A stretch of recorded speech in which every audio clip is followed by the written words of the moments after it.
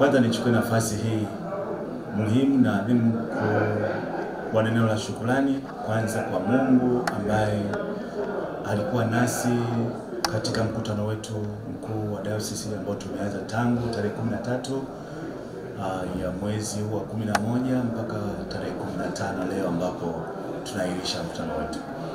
Ninawashukuru wajumbe wote wa mkutano ambao walifika kwenye mkutano kwa ajili ya yale ambayo yalikuwa kwenye mkutano, kwa ajenda kuu kwa ajili ya uchaguzi na mimi kupata dhamana ya kuchaguliwa tena ili kuwatumikia wana KKKT Dayosisi ya Konde kwa muhula mwingine. Ninawashukuru sana wote ambao wamehusika na kuona kwamba bado naweza kuwa mtumwa wao kwa neema hii ambayo nimeiona siku hii. Lakini pia nishukuru kwa ajili ya waandaaji wote wa mkutano huu, halmashauri kuu na management ambao kazi yao ilikuwa njema sana. Hivi wanapoondoka basi ninawatakia baraka za Mungu wanapotawanyika wakati huu kwenda kwenye sharika na vituo vyao. Lakini sitakuwa nimefanya jambo shukuru maaskofu ambao walipata nafasi ya kushiriki kwenye mkutano wetu, akiwepo mkuu wa kanisa na maaskofu wengine wa ukanda wa kusini. Tulijisikia joto la baraka uwepo wao, tulifurahi sana na wamekuwa baraka sana. Kwa hiyo nami pia nawatakia baraka nyingi kwa ajili ya kazi ya utume huko kwenye dayosisi ambazo wanazitumikia. Basi jambo lingine ambalo naweza nikasema ambalo ni sehemu yanayotokana na mkutano mkuu ni kwamba sisi tuna mpango mkakati wa dayosisi ambao niseme ni dira ya miaka 10. Tunayo mambo ya kufanya kiuchumi na hata kijamii, lakini zaidi sana kiroho. Tumejipanga vizuri kwa ajili ya kazi ya misioni, na kama ambavyo tumesikia kwenye taarifa na ripoti ya kazi ya misioni inayopelekea kutokea kwa sharika 21 ndani ya muda mfupi, sio kazi ndogo, na bado tuna mikakati mingine ya kuongeza Wakristo, idadi ya Wakristo wanaoamini na kubatizwa. Lakini pia tumejipanga sawa kwa ajili ya kuhudumia watu kiroho na kimwili. Sasa upande wa kimwili, kuimarisha shule yetu ya seminari, Bible School, lakini pia hata kuna shule yetu nyingine ambayo imeanza ni mpya, yenyewe sio seminari lakini shule ya kawaida iko pale inaitwa Furaha tu pale Mbeya. Lakini pia kwa upande wa afya tumejipanga sawa kuboresha hospitali zetu. Hospitali ya Matema inafanya vizuri, tunataka tufanye zaidi ya pale.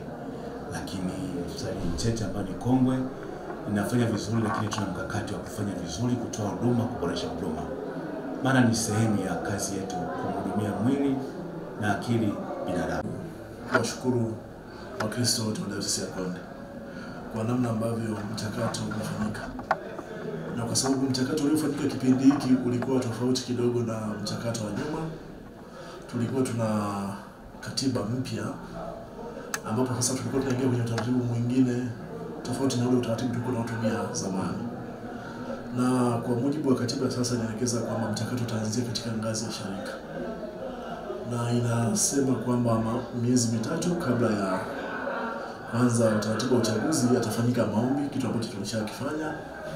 Lakini pia inasema kwamba halmashauri ya katiba na uendeshaji itaandaa majina ya wachungaji wanaostahili kusimama katika nafasi ya askofu na katika msaidizi wa askofu, kitu ambacho halmashauri ya katiba na uendeshaji ilikifanya.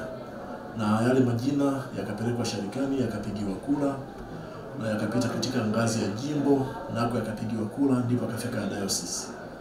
Na dayosisi inashughulikiwa na halmashauri ya katiba na uendeshaji, yanapunguzwa kwa maana ya kupata watu ambao sana taratibu ziko zinaenda, lakini watu wengi walipiga kura na tunashukuru kwamba alienda kwa mujibu wa taratibu na maadili ya kikanisa. Kwa hiyo tumefika kwenye mkutano mkuu na halmashauri kuu kweli iliwasilisha majina ya matatu kutoka kwenye halmashauri ya uendeshaji, iliwasilisha majina matatu kutoka kwenye halmashauri kwenda kwenye halmashauri kuu, na hayo majina katika nafasi ya uaskofu ilikuwa ni ya mchungaji Geoffrey Samuel Makihaba, na ambaye alikuwa na watu mwingine alikuwa ni Elisha Masakifwa, na mwingine alikuwa ni pia na Mamgobole katika nafasi ya askofu. Lakini pia katika nafasi ya msaidizi wa askofu tulikuwa pia na candidate watatu. Yeye alipata kura kama 220 kitu, na wale wengine walipata kidogo, na kwa sababu wajumbe walikuwa hawazidi 200 kama 80 au 90 hivi, kwa hiyo yeye akaonekana kama ameshinda kwa zaidi ya 3%, kama ambavyo yani kwa asilimia zaidi ya robo ya tatu, kama ambavyo katiba ya Dayosisi ya Konde inadai. Lakini pia katika nafasi ya msaidizi wa askofu alishinda mchungaji Daktari Meshack Njinga, ambaye alipata kura 200 kama 10 na kitu hivi, akiwashinda wenzie kwa hizo kura. Lakini pia hata upigaji kura wenyewe ulikuwa ni mchakato wa haki. Sababu uchaguzi ulikuwa ufanyike leo, lakini hatujua mambo ya mipango ya Mungu. Hatimaye ulifanyika jana kwa amani kabisa, tulifanya uchaguzi vizuri, na hatimaye tumepata viongozi wetu wawili, msaidizi wa askofu na askofu mwenyewe. Pengine walichokifanya nyuma, nafikiri wataendeleza pale walipoishia, wataendeleza vizuri zaidi. Mambo hayaendi vizuri, mimi nafikiri vizuri kuwafuata viongozi na kuwaelekeza kwamba viongozi naona 1 2 3, lakini sio kusambaza habari za uongo na za uzushi. Asante, mimi naitwa Franklin Alfani Mwaisobwa almaarufu Masangwale, ni mwenyekiti wa halmashauri ndogo ya katiba na uendeshaji, halmashauri ndogo ya halmashauri. Na leo tunamshukuru sana Mwenyezi Mungu kwamba ametupa kitu ambacho hatukutarajia, kwamba tumepata viongozi wetu, tumepata askofu, tumepata msaidizi wa askofu, tumepata mwandishi wa vikao wa dayosisi, lakini pia wamechaguliwa wenye viti wa halmashauri ndogo za halmashauri kuu wapatao 3. Mimi mwenyewe nikiwemo kwenye hiyo halmashauri ndogo ya katiba. Kwa kusema kweli, tumeona imani kubwa ya Wakristo kwa viongozi waliochaguliwa, kwa sababu mchakato wa uongozi wa kuchagua viongozi haukuanzia hapa kwenye mkutano mkuu.